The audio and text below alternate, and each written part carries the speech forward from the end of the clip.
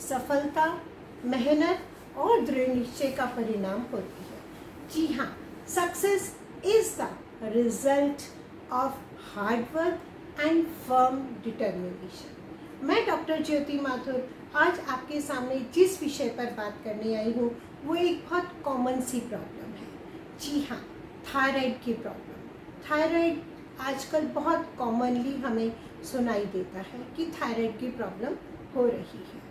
अब थायराइड वैसे तो एक बहुत छोटा सा ग्लैंड होता है, लेकिन जब थायराइड का इम्बैलेंस हो जाता है तो हमारा पूरा मेटाबॉलिज्म जो है वो इसी पर डिपेंड करता है, वो भी इम्बैलेंस हो जाता है। हमारी हेल्थ और हमारा लाइफ स्टाइल दोनों ही इसके ऊपर इफ़ेक्ट पड़ता है। तो हमें अपने थायराइड की प्रॉब्लम को ज़रूर समझना चाहिए।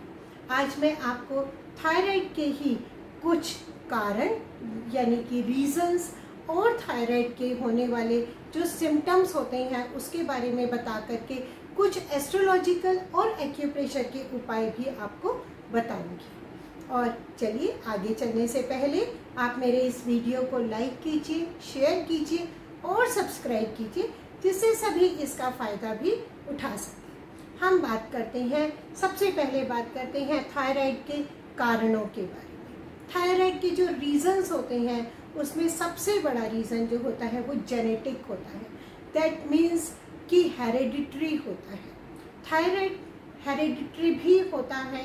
अगर आपकी फैमिली हिस्ट्री में किसी को थायराइड की प्रॉब्लम है तो थायराइड के आपको होने के चांसेस होते हैं। इसके अलावा आजकल लाइफ स्टाइल इतना फास्ट मूविंग है, स्ट्रेस है, एंजाइटी है, टेंशन्स है।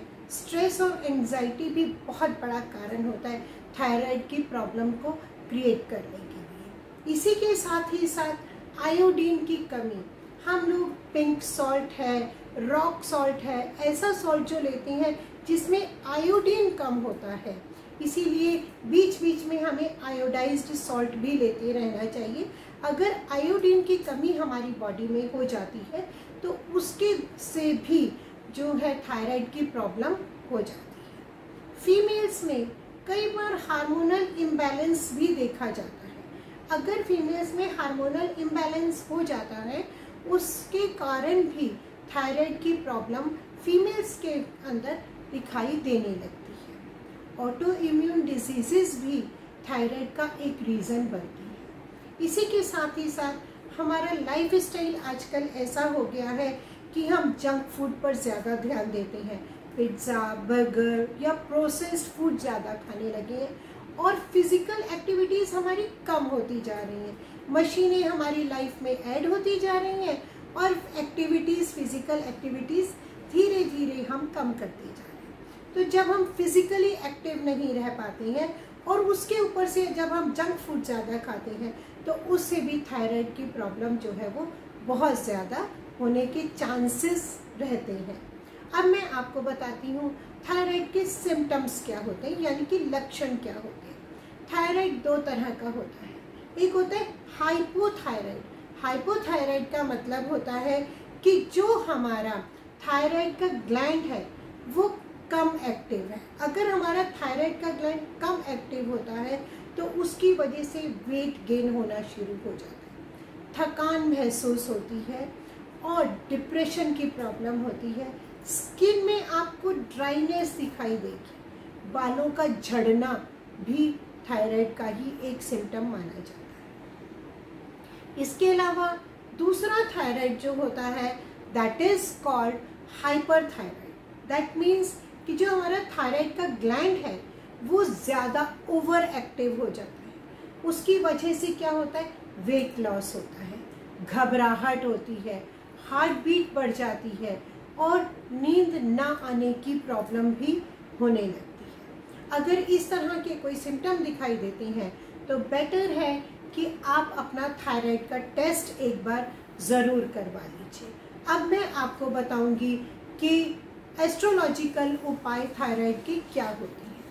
जी हाँ, चंद्रमा और बुध ये दोनों ही प्लैनेट्स जब इम्बैलेंस्ड हो जाते हैं तो उसके बाद हमारी बॉडी में जो है थायराइड की प्रॉब्लम होनी शुरू हो जाती है। तो इसका मतलब है चंद्रमा और बुध 2 प्लैनेट्स हैं जो कि थायराइड का कारक माने जाते हैं। इसके लिए हर सोमवार को आप शंकर भगवान को कच्चा दूध गंगा जल मिला करके जल चढ़ाइए, बहुत अच्छा उपाय है। उसी के साथ ही साथ अगर आप चांदी की अंगूठी में मोती या चंद्रमणि जो एक रत्न होता है, उपरत्न होता है, उसको आप धारण कर सकते हैं। चांदी के गिलास में आप पानी पीजिए, उससे भी आपको पता चलेगा कि आपकी थायराइड की प्रॉब्लम जो है वो धीरे धीरे ठीक हो रही है। सेलेनाइट जो है वो एक बहुत अच्छा क्रिस्टल माना जाता है, चंद्रमा का क्रिस्टल है। अगर आप सेलेनाइट का ब्रेसलेट पहनेंगे तो भी आपको जो है थायराइड में बहुत जल्दी आराम मिलेगा। अब हम बात करते हैं बुध को किस तरह से हम मजबूत बना सकते हैं। अगर बुध ग्रह कमज़ोर है तो भी थायराइड के चांसेस बढ़ जाते हैं।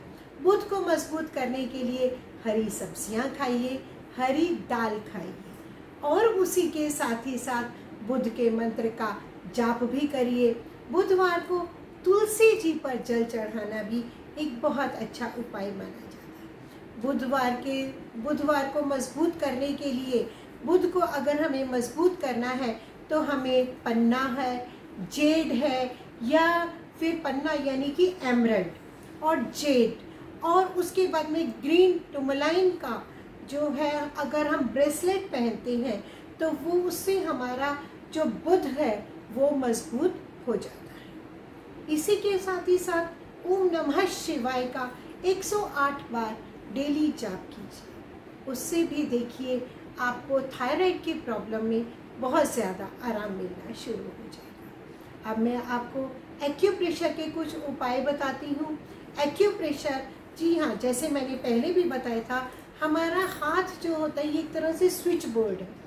थायराइड ग्लैंड है हमारा थ्रोट चक्रा में, लेकिन अगर हम अपने हाथ में, दोनों ही हाथों में थंब के नीचे यहाँ पर जो पॉइंट है और बैक में जो पॉइंट है, जब हम इसको प्रेस करें सुबह और शाम दोनों टाइम 5-5 मिनट के लिए आप इस पॉइंट को प्रेस करिए और रिलीज़ करिए, प्रेस करिए और रिलीज़ करिए।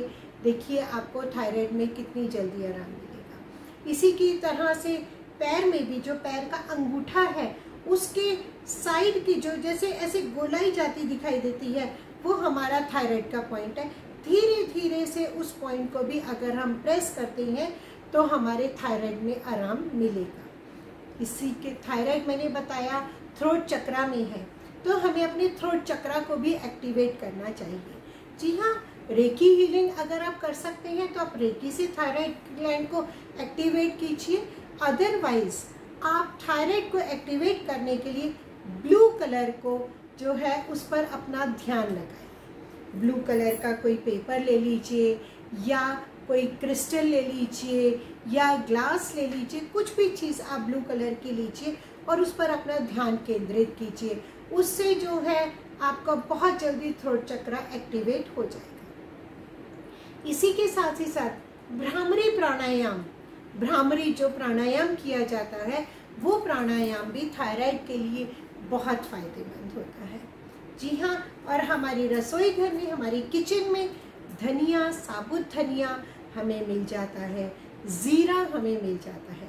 तो अगर हम रात के समय 2 ग्लास पानी में साबुत धनिया और ज़ीरा बॉईल करें और वो 1 ग्लास तक रह जाए, उसको रात भर के लिए छोड़ दीजिए, सुबह उसको छान करके उस पानी को पी लीजिए, वो भी आपके लिए, थायराइड के लिए बहुत फ़ायदेमंद होता है। तो फ्रेंड्स, इस तरह से मैंने आपको थायराइड को कंट्रोल करने के लिए बहुत सारे उपाय बताए हैं, लेकिन मेरी सलाह रहेगी कि आप डॉक्टर की एडवाइस और मेडिसिन ज़रूर लीजिए। और जब आप अपनी लाइफ स्टाइल में एस्ट्रोलॉजी और एक्यूप्रेशर दोनों को शामिल कर लेंगे तो आपको डॉक्टर की मेडिसिन्स के साथ ही साथ इसके बहुत जल्दी और बहुत बेटर रिजल्ट्स आपके सामने आएंगे। तो मैं डॉक्टर ज्योति माथुर अपने अगले वीडियो में कुछ और नए टॉपिक की नई इन्फॉर्मेशन लेकर के आपके पास आऊँगी। तब तक के लिए स्वस्थ रहिए, खुश रहिए, मस्त रहिए। धन्यवाद। Thank you.